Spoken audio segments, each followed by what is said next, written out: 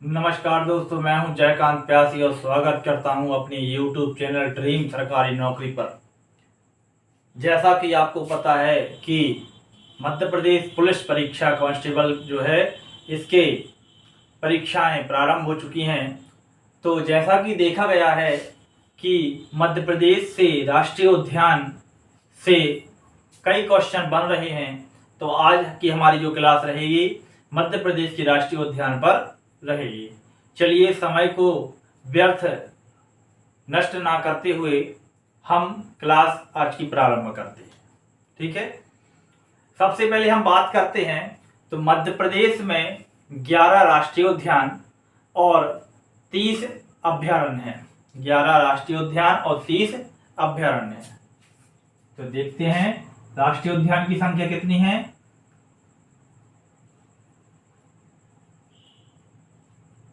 11 और अभयारण्य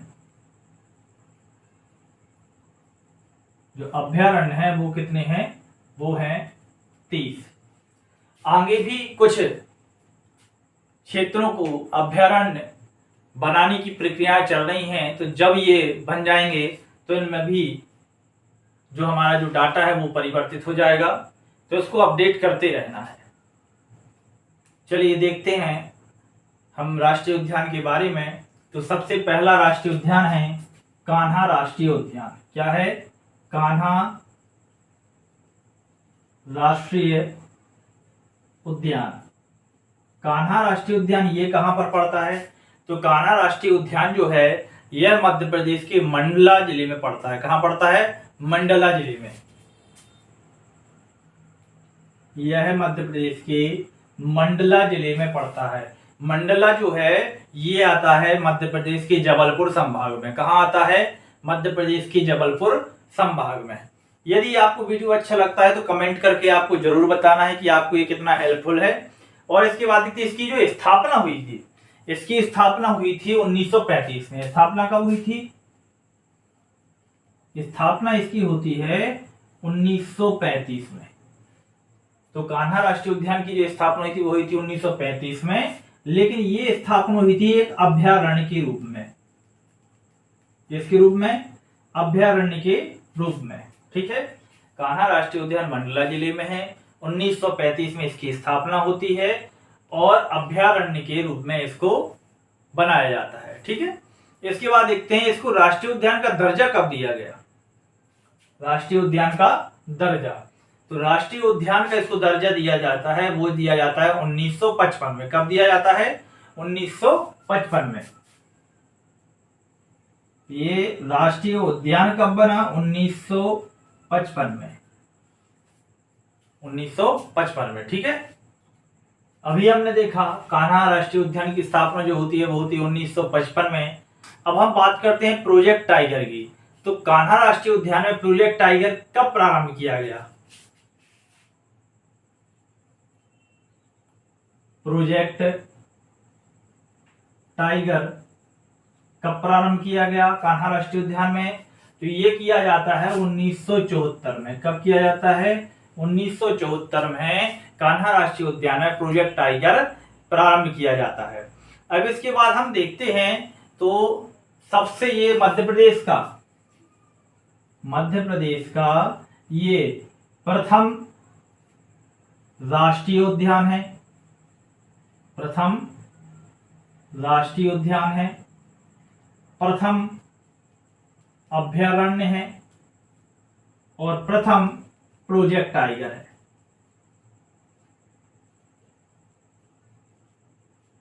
ठीक है, तो मध्य प्रदेश का प्रथम प्रोजेक्ट टाइगर तो कान्हा राष्ट्रीय उद्यान, मध्य प्रदेश का प्रथम अभयारण्य तो वो भी कान्हा राष्ट्रीय उद्यान, और प्रथम प्रोजेक्ट ये भी क्या है? ये भी आपका है कान्हा राष्ट्रीय उद्यान। ठीक है, अब हम बात करते हैं क्षेत्रफल की। कान्हा राष्ट्रीय उद्यान का क्षेत्रफल कितना है? कान्हा राष्ट्रीय उद्यान का जो क्षेत्रफल है ये है 940 किलोमीटर। 940 वर्ग किलोमीटर, क्योंकि क्षेत्रफल हमेशा वर्ग किलोमीटर में ही मापा जाता है। ठीक है, तो कान्हा राष्ट्रीय उद्यान का क्षेत्रफल कितना है? 940 वर्ग किलोमीटर। यह प्रदेश का सबसे बड़ा राष्ट्रीय उद्यान है। यह मध्य प्रदेश का सबसे बड़ा राष्ट्रीय उद्यान है। ठीक है, इस राष्ट्रीय उद्यान की विशेषता क्या है? तो यहाँ पर ब्रैडरी प्रजाति का 12 सिंगा पाया जाता है। क्या पाया जाता है? 12 सिंगा। और वो भी कौन सी प्रजाति का? ब्रैडरी प्रजाति का। ठीक है, तो मध्य प्रदेश के कान्हा राष्ट्रीय उद्यान में 12 सिंगा पाया जाता है। वो भी किस प्रजाति का पाया जाता है? ब्रैडरी प्रजाति का। ठीक है, तो चलिए इसके आगे हम देखते हैं। इसमें हम देखते हैं कि कैप्टन फोर्साइज इनकी एक पुस्तक है, वो है हाईलैंड्स ऑफ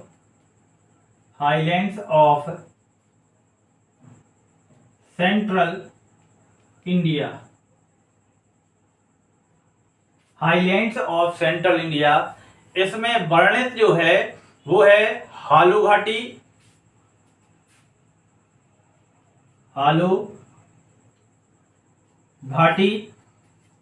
और इसी में वर्णित है जो बंजर घाटी। एक हालू घाटी और एक कौन सी है? बंजर घाटी।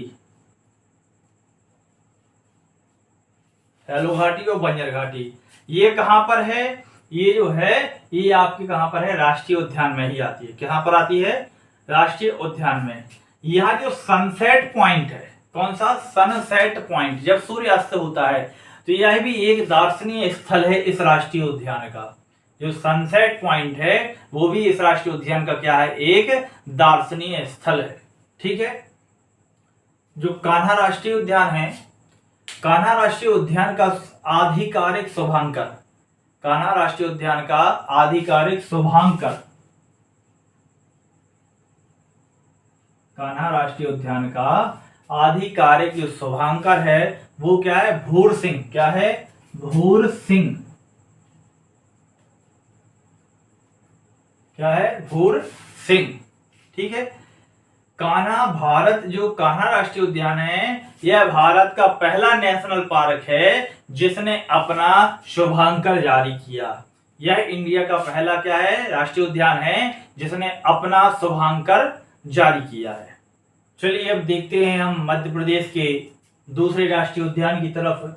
तो दूसरा राष्ट्रीय उद्यान है हमारा, वो है माधव राष्ट्रीय उद्यान। क्या है? माधव राष्ट्रीय उद्यान। हमारा दूसरा माधव राष्ट्रीय जो उद्यान है ये क्या है? ये किस जिले में पड़ता है? ये पड़ता है मध्य प्रदेश के शिवपुरी जिले में। कहां पे पड़ता है? शिवपुरी।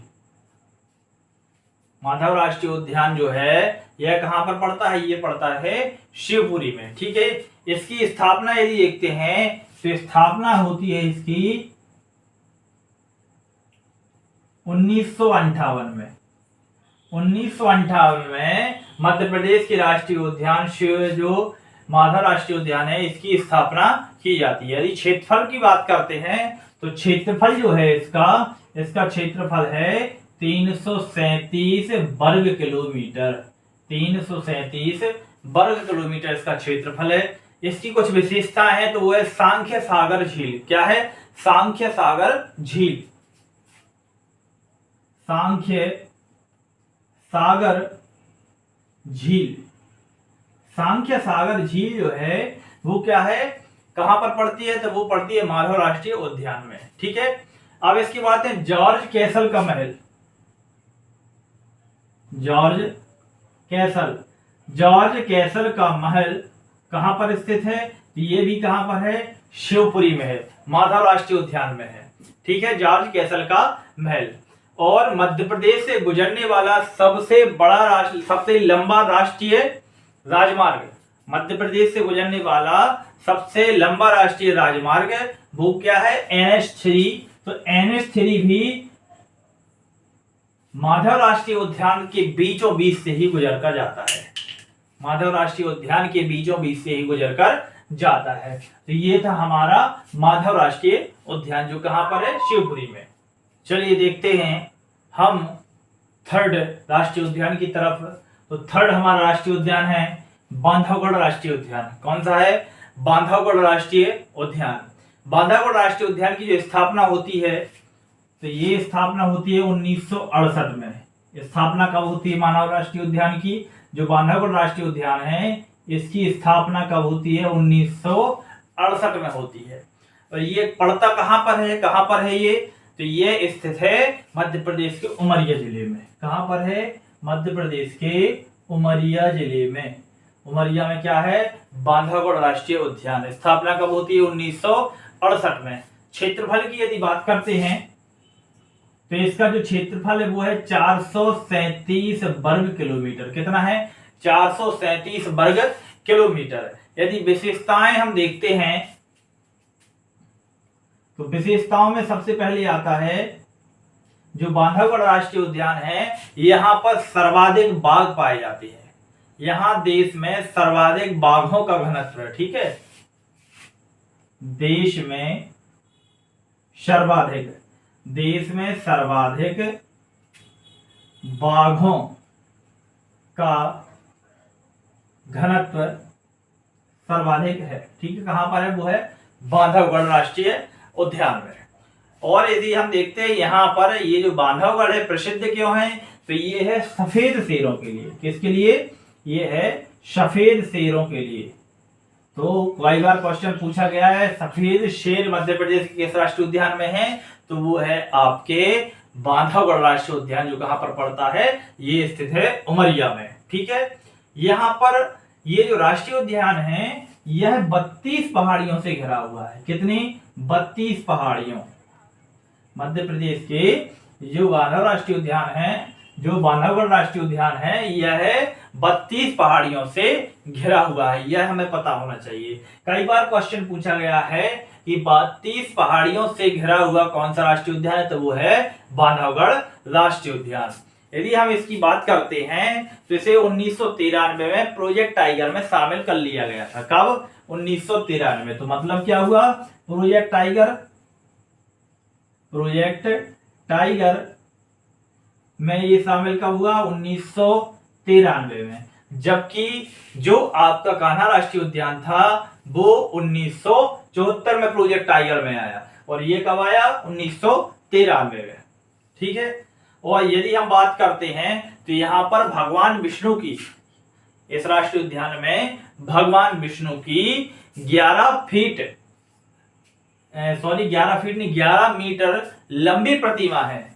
11 मीटर लंबी प्रतिमा है जो शेष सैया के रूप में स्थित है। कौन से रूप में, शेष सैया, अर्थात लेटी हुई मूर्ति यहाँ पर है, जो कितने मीटर है, 11 मीटर की है। ठीक है, तो ये था हमारा बांधवगढ़ राष्ट्रीय उद्यान। चलिए देखते हैं हम नेक्स्ट फॉसिल या जीवाश्म राष्ट्रीय उद्यान। क्या है, फॉसिल या जीवाश्म राष्ट्रीय उद्यान।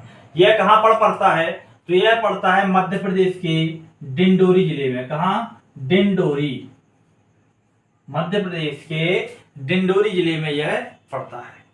ठीक है, अब हम बात करते हैं इसकी स्थापना कब होती है, तो इसकी स्थापना होती है 1968 में। इसके पहले हमने जो देखा कि बांधवगढ़ राष्ट्रीय उद्यान है, इसकी स्थापना भी कब होती है, 1968 में। और फॉसिल राष्ट्रीय उद्यान, जिसके लिए जीवाश्म राष्ट्रीय उद्यान भी कहते हैं, इसकी स्थापना भी कब होती है, 1968 में ही होती है। यदि हम क्षेत्रफल की बात करते हैं तो इसका क्षेत्रफल है 0.27 किलोमीटर स्क्वायर, है ना, 0.27 वर्ग किलोमीटर इसका क्या है, क्षेत्रफल है। तब हम यदि इसमें देखते हैं तो प्रदेश का सबसे छोटा राष्ट्रीय उद्यान क्या है, फॉसिल या जीवाश्म राष्ट्रीय उद्यान है। तो यह है प्रदेश का सबसे छोटा क्या है, राष्ट्रीय उद्यान है। प्रदेश का सबसे छोटा राष्ट्रीय उद्यान है। यदि हम इसमें एक और बात करते हैं कि यहाँ पर प्रदेश का एकमात्र ऐसा राष्ट्रीय उद्यान है जहां पर जीवाश्म राष्ट्रीय उद्यान है ना, यह प्रदेश का एकमात्र क्या है, जीवाश्म राष्ट्रीय उद्यान है। प्रदेश का एकमात्र जीवाश्म राष्ट्रीय उद्यान है, एकमात्र जीवाश्म राष्ट्रीय उद्यान, प्रदेश का एकमात्र जीवाश्म राष्ट्रीय उद्यान। और यह दुर्लभ जीवाश्मों के लिए क्या है, प्रसिद्ध है। किसके लिए, दुर्लभ जीवाश्मों के लिए,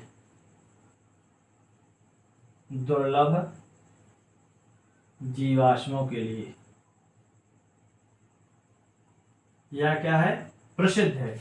दुर्लभ जीवाश्मों के लिए यह प्रसिद्ध है। तो मध्य प्रदेश का सबसे छोटा राष्ट्रीय उद्यान कौन सा है, तो वो है फॉसिल या जीवाश्म राष्ट्रीय उद्यान। तो हमारा पांचवा राष्ट्रीय उद्यान है, पांचवा राष्ट्रीय जो उद्यान है वो है कौन सा, वन विहार राष्ट्रीय उद्यान। कौन सा है, वन विहार राष्ट्रीय उद्यान। यह राष्ट्रीय उद्यान मध्य प्रदेश के भोपाल जिले में स्थित है। कहां पर है, मध्य प्रदेश के भोपाल जिले में स्थित है। भोपाल मध्य प्रदेश की राजधानी है, जहां पर मुख्यमंत्री, राज्यपाल और अन्य सभी मध्य प्रदेश की जो कैबिनेट रहती है वह वहीं उनका निवास स्थान जो है वहीं भोपाल में रहता है।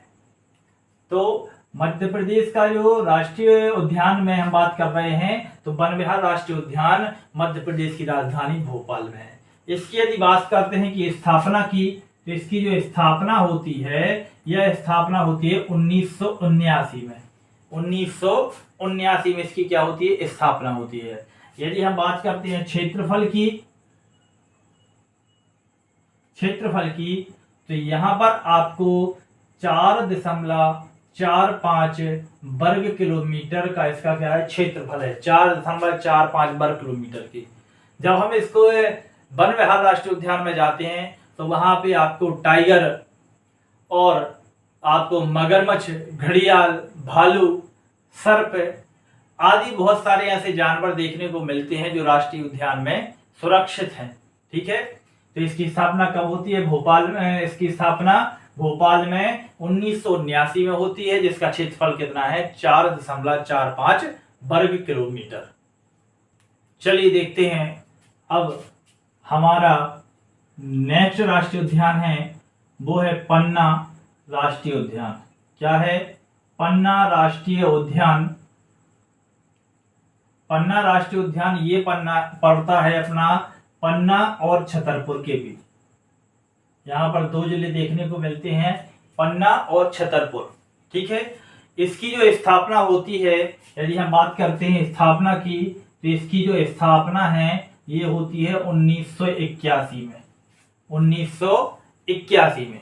ठीक है, और इसका क्षेत्रफल जो है इसका है 543 वर्ग किलोमीटर। कितना है, 543 वर्ग किलोमीटर इसका क्षेत्रफल है। पन्ना राष्ट्रीय उद्यान जो कहां पर है, पन्ना छतरपुर जिले में पड़ता है और इसकी स्थापना 1981 में होती है। और इसके साथ ही इसका जो क्षेत्रफल है वह 543 वर्ग किलोमीटर है।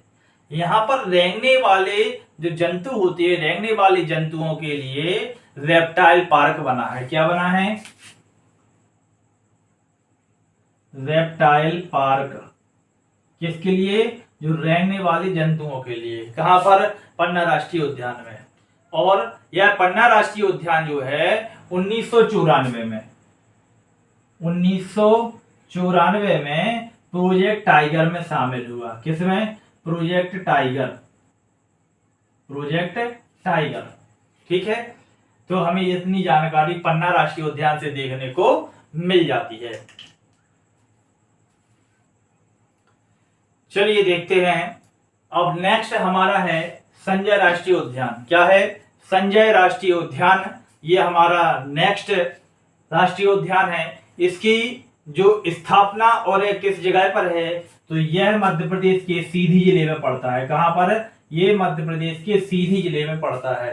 पहले यह मध्य प्रदेश का सबसे पूर्वी जिला था, परंतु यह जब सीधी से सिंगरौली अलग हो गया तो सिंगरौली मध्य प्रदेश का पूर्वी जिला बन गया। अब हम बात करते हैं सीधी की। सीधी में जो यह राष्ट्रीय उद्यान है, इसकी स्थापना कब होती है? क्या हमें सबसे पहले पता होना चाहिए कि इसकी स्थापना कब होती है। तो संजय राष्ट्रीय उद्यान की स्थापना भी कब होती है? 1981 में। कब होती है? 1981 में। इसके जस्ट अभी पहले हमने देखा कि पन्ना राष्ट्रीय उद्यान की स्थापना भी कब होती है? 1981 में ही होती है। यदि हम बात करते हैं क्षेत्रफल की, तो क्षेत्रफल जो है मध्य प्रदेश में संजय राष्ट्रीय उद्यान का क्षेत्रफल जो है वो है 440 वर्ग किलोमीटर। क्या है? 440 वर्ग किलोमीटर इसका क्षेत्रफल है। यदि हम बात करते हैं तो अविभाजित एमपी का सबसे बड़ा राष्ट्रीय उद्यान कौन सा था? तो वो था संजय राष्ट्रीय उद्यान। लेकिन कब की बात की जा रही है? जब मध्य प्रदेश का विभाजन नहीं हुआ था, परंतु सन 2000 में मध्य प्रदेश से छत्तीसगढ़ का विभाजन हो जाता है और छत्तीसगढ़ एक अलग राज्य 26वां राज्य बन जाता है और मध्य प्रदेश से अलग हो जाता है। तब यहाँ पर हम देखते हैं कि संजय राष्ट्रीय उद्यान क्या हो जाता है? फिर छोटा हो जाता है और कान्हा किसली राष्ट्रीय उद्यान जो है वह मध्य प्रदेश का सबसे बड़ा राष्ट्रीय उद्यान हो जाता है। ठीक है। और प्रोजेक्ट टाइगर की बात करते हैं तो संजय राष्ट्रीय उद्यान है, यह प्रोजेक्ट टाइगर में 2008 में शामिल हुआ। कब हुआ? 2008 में। क्या? Project tiger. Project tiger. ठीक है। यदि आपको वीडियो पसंद आ रहा है और आपका वीडियो का कंटेंट पसंद आ रहा है तो वीडियो को लाइक जरूर करना है, चैनल को सब्सक्राइब करना है, क्योंकि आपके लाइक करने से और कमेंट करने से हम लोगों को मोटिवेशन मिलता है। आप देख रहे हैं कि साधन सीमित हैं, फिर भी यदि आपको समय निकाल के हम वीडियो बना रहे हैं, आपको कंटेंट बेहतर दे रहे हैं, तो आपको चैनल सब्सक्राइब करना है और सपोर्ट जरूर करना है। कमेंट करके जरूर आप बताएं कि वीडियो आपको कैसा लग रहा है। इसके बाद हम नेक्स्ट देखते हैं जो हमारा है पेंच राष्ट्रीय उद्यान। चलिए नेक्स्ट देखते हैं पेंच राष्ट्रीय उद्यान। क्या है? पेंच राष्ट्रीय उद्यान यह मध्य प्रदेश के पड़ता है सिवनी छिंदवाड़ा जिले में। कहां पर है? यह है सिवनी और छिंदवाड़ा, सिवनी छिंदवाड़ा जिले में स्थित है। यदि इसकी हम स्थापना वर्ष की बात करते हैं तो इसकी स्थापना होती है 1983 में। कब होती है? 1983 में। और यदि क्षेत्रफल की बात करते हैं तो इसका जो क्षेत्रफल है वो है 293 वर्ग किलोमीटर। 293 वर्ग किलोमीटर इसका क्या है? क्षेत्रफल है। यदि हम बात करें यह प्रोजेक्ट टाइगर में कब शामिल हुआ? प्रोजेक्ट टाइगर में यह शामिल होता है 1992-93 में। 1992-93 में प्रोजेक्ट टाइगर में शामिल होता है। प्रोजेक्ट टाइगर में 1992-93 में शामिल होता है। ठीक है। इसके बाद हम बात करते हैं मोगली लैंड कहां स्थित है। तो मोगली लैंड भी कहां पर है? पेंच राष्ट्रीय उद्यान में। क्या? Mowgli land. मोगली लैंड भी कहां पर है? यह भी है आपके पेंच राष्ट्रीय उद्यान में। आपने एक कार्टून देखा होगा जंगल बुक। जंगल बुक, तो जंगल बुक जो है वो किस राष्ट्रीय उद्यान पर आधारित है? तो वो है पेंच राष्ट्रीय उद्यान पर आधारित। यदि आपको यह सब कंटेंट अच्छा लग रहा है तो वीडियो को लाइक जरूर करना है।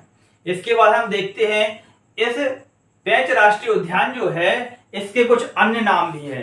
तो इसे बोला जाता है मोगली राष्ट्रीय उद्यान। क्या कहते हैं? मोगली राष्ट्रीय उद्यान। मोगली राष्ट्रीय उद्यान इसे कहते हैं। इसका एक और नाम भी है, इसका नाम है इंदिरा प्रियदर्शनी। क्या है? इंदिरा प्रियदर्शनी। इंदिरा प्रियदर्शनी राष्ट्रीय उद्यान। राष्ट्रीय उद्यान। अब हम बात कर रहे हैं सतपुड़ा राष्ट्रीय उद्यान की। सतपुड़ा राष्ट्रीय उद्यान, तो सतपुड़ा राष्ट्रीय उद्यान ये स्थित है होशंगाबाद में। कहां पर है? होशंगाबाद। सतपुड़ा राष्ट्रीय उद्यान कहाँ पर स्थित है? ये है होशंगाबाद में। होशंगाबाद का नया नाम क्या है? ये है नर्मदापुरम। क्या है? नर्मदापुरम। यदि हम अब बात करते हैं होशंगाबाद में इसकी स्थापना की, तो इसकी स्थापना होती है 1983 में। क्या होती है? 1983 में। पेंच राष्ट्रीय उद्यान की भी स्थापना कहाँ होती है? 1983 में ही होती है, और वो होती है सिवनी छिंदवाड़ा में, और ये होती है होशंगाबाद जिले में। ठीक है। इसके बाद यदि हम बात करें इसका जो क्षेत्रफल है वो कितना है, तो इसका क्षेत्रफल है 545 वर्ग किलोमीटर। 545 वर्ग किलोमीटर इसका क्या है? क्षेत्रफल है। यदि हम बात करें यह फेमस किस लिए है, तो यह है कृष्णामृगों के लिए। किसके लिए? कृष्णामृग। कृष्णामृग हेतु प्रसिद्ध। कृष्णामृग हेतु प्रसिद्ध है यह। अब यदि हम बात करते हैं यह प्रोजेक्ट टाइगर में शामिल कब होता है? प्रोजेक्ट टाइगर में यह शामिल होता है 1999 में। कब होता है? 1999 में यह शामिल होता है प्रोजेक्ट टाइगर में। चलिए देखते हैं हम नेक्स्ट हमारा क्या है? ओमकारेश्वर राष्ट्रीय उद्यान। ओमकारेश्वर राष्ट्रीय उद्यान है यह मध्य प्रदेश के खंडवा जिले में। कहां पर है? खंडवा जिले में, मध्य प्रदेश के खंडवा जिले में। यदि हम इसकी बात करते हैं स्थापना की, तो इसकी स्थापना होती है, ये होती है 2004 में। कब होती है? 2004 में इसकी स्थापना होती है। अब हम देखते हैं 11वां और अंतिम राष्ट्रीय उद्यान। 11वां और अंतिम राष्ट्रीय उद्यान, तो 11वां और अंतिम राष्ट्रीय उद्यान है वो है डायनासोर राष्ट्रीय उद्यान। डायनासोर राष्ट्रीय उद्यान।